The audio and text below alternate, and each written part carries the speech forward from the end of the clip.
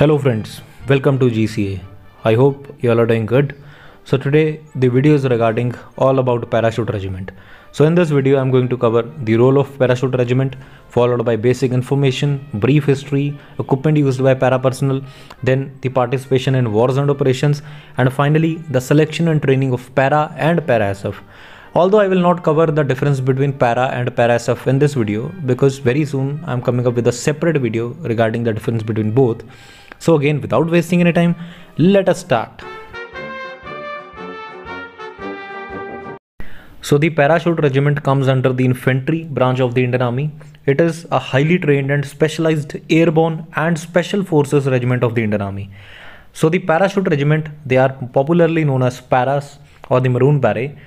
Maroon is the color of all the airborne forces across the world. So as they say, if you are wearing maroon, then you don't have to speak for yourself. Maroon speaks volume about what you are and what you are capable of.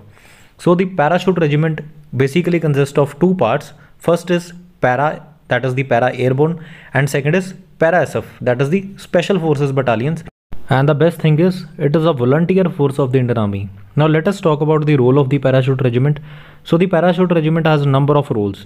For example, from airborne assaults to surgical strike, then followed by direct action, which includes small scale raids, ambushes and sabotage. Then the reconnaissance, that is the observation of the particular area.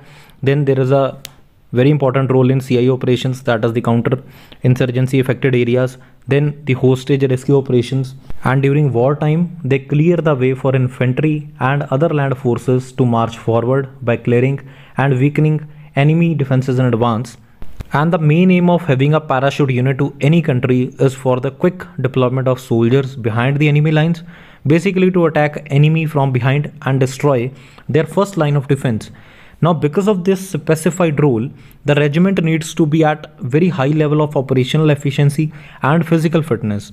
And for this, the selected manpower should be comparatively younger, physically fit, mentally robust, intelligent, innovative and highly motivated to achieve any assigned task. Now let us talk about the origin of special forces around the world. So why need was felt to bring special forces? So basically it all started when the scenario of warfare underwent major changes, because the insurgent groups or the militias, they started adopting guerrilla warfare tactics across the world, basically to fool and outgun the conventionally trained armies. So this led to the very beginning of special forces, which made entry into the military warfare basically as a counter-reactive force for the regular army that could be rapidly deployed into action. Now let us discuss the basic information about the Indian Parachute Regiment. So it is active since 1945 and its size is 17 battalions and its regimental center is at Bangalore and its motto is Shatru Jeet, which means the conqueror. The present colonel of the regiment is Lieutenant General Paramjit Singh Sangha. Now talking about the organization of the Parachute Regiment. So the Parachute Regiment has total of 17 battalions, including 9 Special Forces battalions, 5 Airborne battalions, 2 TA, that is the Territorial Army battalions, which are also called as reserve battalions, and 1 RR, that is the Counter Insurgency battalion. Now the airborne battalions include the 5th battalion, 6th, 7th, 23rd and 29th battalion. Then the Special Forces battalion include 1 para SF, 2 para SF, 3 para SF, 4 para SF, 9, 10, 11, 12 and 21 para SF.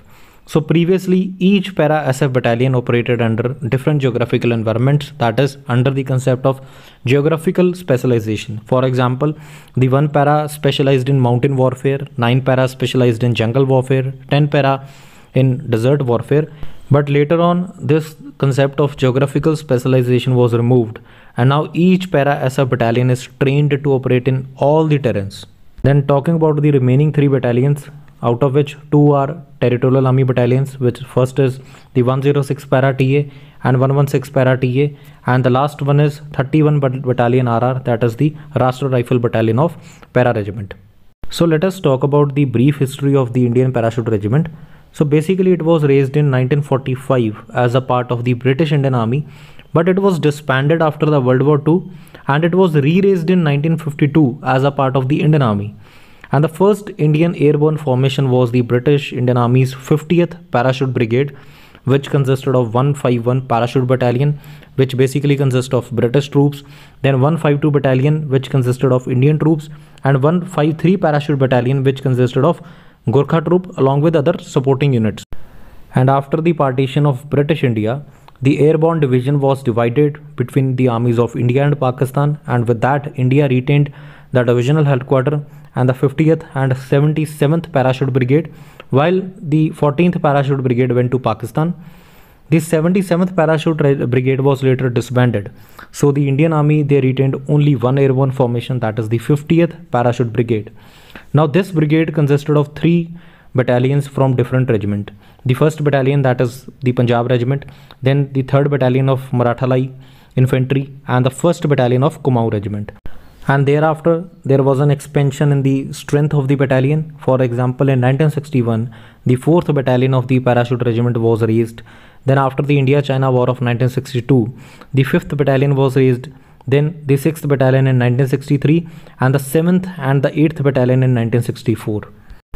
And even in the recent times, 2 more airborne battalions were raised by transfer from other regiments. For example, in 2013, the 23rd Battalion of Rashtriya Rifles was transferred to the Parachute Regiment, and it was re-designated as the 23rd Battalion of Parachute Regiment. Then in 2014, the 29th Battalion of Rajput Regiment was transferred to Parachute Regiment, and it was re-designated as the 29th Battalion of Parachute Regiment. Then talking about the equipment used by the para personnels, so they mostly use small arms and number of transport vehicles.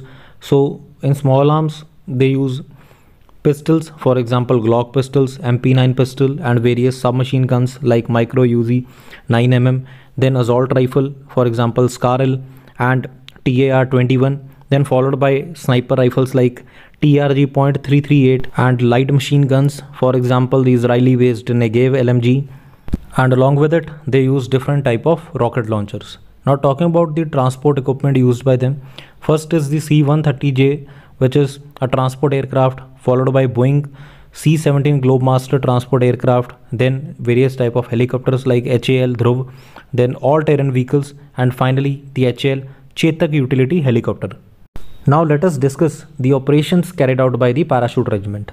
So the Parachute Regiment has the honor and distinction of carrying the most deadliest operations both during the war as well as during peace. For example, in 1965 War of India-Pakistan, they captured the Hajipur Pass.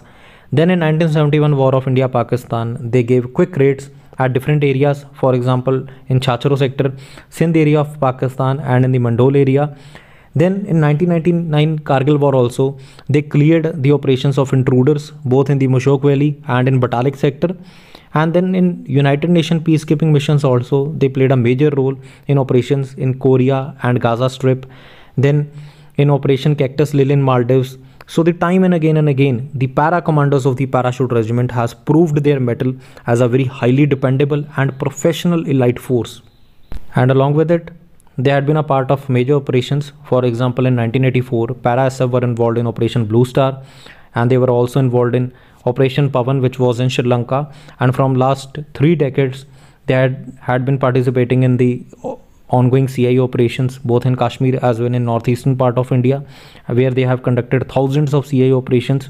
Then in 2015, they carried out a major CI operation in Myanmar, which is also depicted in the Uri movie. Along with it, the surgical strike of 2016, which was carried out by them. And even last year also, they participated in 2020 India-China border tensions. For example, they conducted a reconnaissance against Chinese military post near the Pangong Lake, and they participated along with the SFF, that is the Special Frontier Force, in occupying the dominating positions of Blacktop, Gurung Hill, and various other peaks on the southern bank of the Pangong Lake.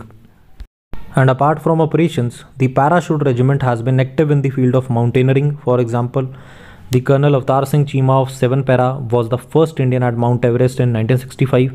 Then Captain Abhijit from 7 Para also summited the peak, while the Colonel Saurabh Singh Shekhawat, now Brigadier of 21 Para SF, scaled the peak thrice in 2001, 3 and 5, and also scaled peaks in the French Alps and in Africa. Then the Colonel Sarfaraz Singh of 6 Para led a 17 member of Nimas to the world's highest peak in May 2018. A parachute regiment team also scaled Nanda Devi in 1981 when they attempted both main and eastern peaks simultaneously. Then talking about the joint exercises with the other nations, ParaSF conduct a series of joint exercises. For example, the Vajra Prahar with US every year, where 100 personnel from both US and Indian Special Forces participate. Then there is Indra, which is joint exercise with the Russian Special Forces, and Operation Sampriti, which is with the Bangladesh Special Forces. And ParaSF also conducts exercises and training with the Special Forces of Israel. Along with it, they conduct exercises with the forces of other countries also, for example with the France, Mongolia, Kazakhstan, Uzbekistan, Myanmar, Nepal and Thailand. Then they have effectively participated in international competitions, for example Airbome Africa and Cambrian Patrol, as this was the exercise which was basically designed to test the endurance, combat efficiency and combat readiness of the Special Forces community. And in 2014, a team of the Indian Army won gold medal out of the 140 teams that participated in Cambrian Patrol competition held in UK. Then the ParaSF has provided training to the Special Forces from countries like Afghanistan and Kazakhstan. For example, in 2013 December, 16 Afghan Special Forces were trained by 10 ParaSF at Thar Desert. Now let us discuss the selection and training of the para personals. So the all Indian paratroopers are volunteers. Some of them enter through fresh recruitment, while some transfer from the regular army units. And all ParaSF candidates, they must qualify as paratroopers first, and after qualifying as a paratrooper, then they can choose to advance to the SF selection. Now the candidates will generally go through 4 phases to become a fully qualified ParaSF. So this includes the 4 phases. First is the phase 1, which is the BMT, that is the basic military training. Then the second is the pre-selection. Third is the phase 3, that is the selection, which consists of selection process and basic SF training. And the fourth phase is the advanced SF training. Now let us discuss this in detail. So the first is the pre-selection. So once the recruit candidates have completed their BMT, that is the basic military training, that is they are trained as a soldiers, then they can apply to transfer. And the first phase on the journey to become a para air or para SF is pre-selection.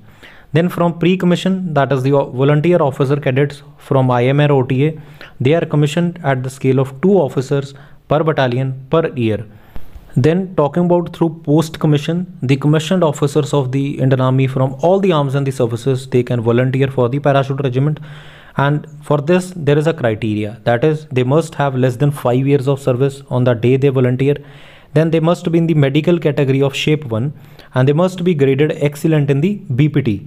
So the commissioned officers retain their affiliation to their parent regiment.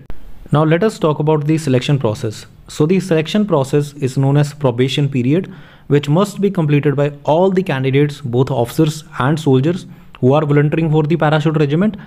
And the first phase is of 90 days, that is of para airborne. And not everyone manages to clear the probation period. Average rejection rate varies between 80 to 90%. And the second phase is of para SF, and after clearing the first phase of 90 days, the candidates can advance to the next level of para SF, which is of further 90 days, that is total phases of 180 days. Then the para SF selection, which takes place twice a year, is one of the longest and the toughest military selection phases in the world, where the candidates will undergo variety of physically and mentally demanding tests, where 90% of the candidates are rejected because it is very difficult to exaggerate the harsh nature of physical strain and mental stress. And some of the tasks that candidates encounter during the phase include: first is of morning run, which is of 20 kilometers, followed by night marches of 20 kilometers with 60 kg load, and then conducting training with live ammunition, which is once per week. They must conduct a march of 120 kilometers with 60 kg of load, and any candidate who is not selected, they will be reverted back to their parent regiment. And the successful completion of probation means a permanent transfer to the Parachute Regiment. Now let us discuss the further parachute training. So the candidates who successfully complete the selection process will now move to the 3-week basic parachute course, which is at Indian Army's Parachute Training School located at Agra, where the 5 static line jumps at 1250 feet, including 1 at night, and they are entitled to wear the coveted parachute wings on the right chest and the maroon beret with the parachute badge attached to it.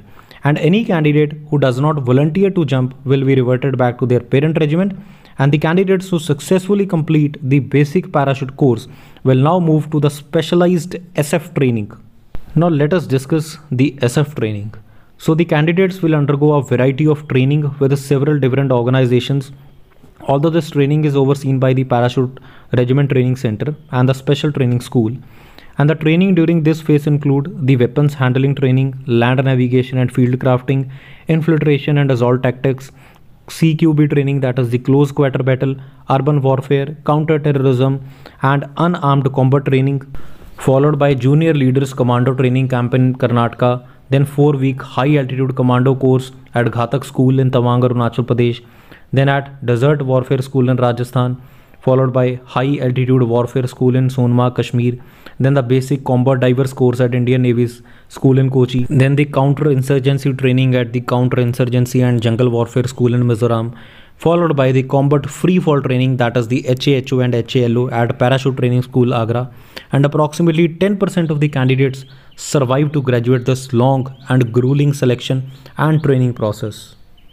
Now let us discuss the various training establishment of the Indian Army for the Para and the Para SF. So these are under the training command of the Indian Army, which is located at Shimla. The first is the PRTC, that is the Parachute Regiment Training Centre, which is at Bangalore, where the airborne training is given. Then there is Special Forces Training School, which is located at Nahan in Himachal Pradesh, and it is basically a training establishment especially for the Indian Army SF. Then there is Indian Navy Diving School. Then High Altitude Warfare School, which is in Gulmarg, which is situated close to 9,000 feet above the sea level, where the soldiers are given training to survive and fight in the world's highest battlefield at 20,000 feet. Then there is Desert Warfare School, which is located in Rajasthan. So friends, this was all about the Parachute Regiment of the Indian Army, and I have tried to cover each and everything in a crisp way, and I hope this information will be beneficial for you. And in the next video I will cover the difference between the Para Airborne and Para SF. Till then, keep learning, keep supporting. Thank you and God bless you all.